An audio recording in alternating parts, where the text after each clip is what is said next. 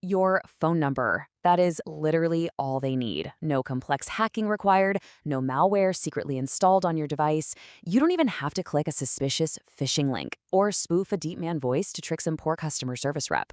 Just an 11-digit number, and someone can expose absolutely everything about you. Your real name, your home address, your daily routines, and every single account you've ever linked to that number. And you know what the crazy part is? Most of us hand it out hundreds of times a year without a second thought. Okay, so let's dive into this explainer. Today, we're going to methodically break down the exact sequence, the full attack chain that threat actors use to build a complete, terrifyingly accurate profile on pretty much anyone. Step by step, we'll see exactly how your digits are weaponized. Section 1. The Master Key, where the escalation chain begins. Step 1. The lookup, initiating the attack. Now, this attack actually kicks off in a place most people completely ignore or, frankly, don't even know exists. It's a highly technical network layer, but it's incredibly simple for an attacker to access. If you're familiar with telecom vulnerabilities, you might already know about the underlying flaws in the SS7 network that carriers have basically failed to secure for decades. But SS7 is really just the beginning. The people executing these attacks aren't just intercepting a single text message and calling it a day. They're building a complete government-style intelligence profile using the numbers you give out every single day to hardware stores, loyalty programs, delivery apps, you name it. And this brings us to the core of the issue, the HLR, or Home Location Register.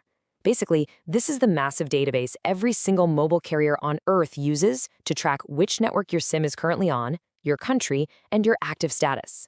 Telecom companies use this for legitimate call routing, right?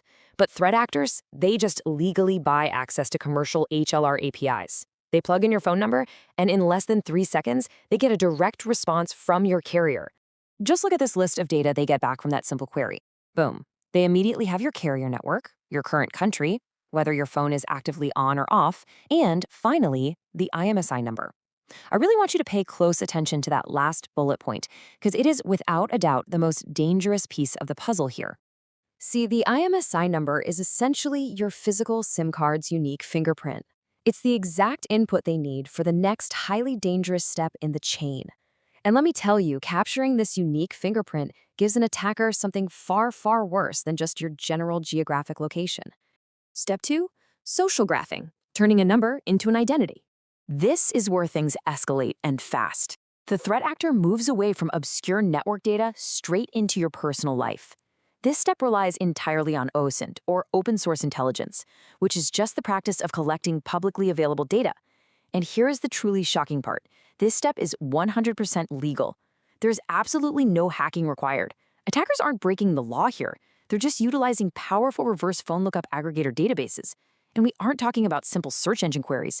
These are massive databases that actively pull from historical data breaches, carrier leaks, and public records, all indexed directly against your phone number.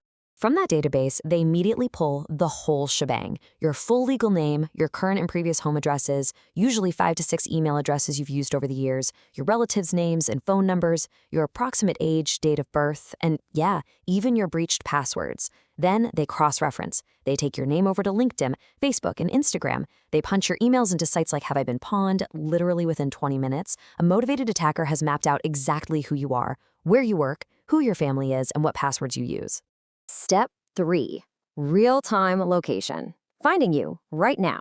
So at this stage, the attackers already know exactly who you are. But now, the danger really compounds, because they want to know exactly where you are.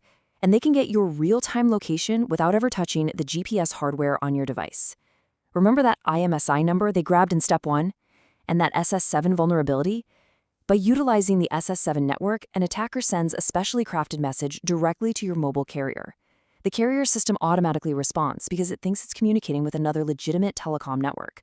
So it gets tricked into instantly revealing the exact cell tower your phone is currently connected to. 100 to 300. We are talking meters here. That is the incredibly tight radius of how accurately they can pinpoint your physical device. Think about that for a second. If you're in a dense city, a 100-meter radius means they know your exact building.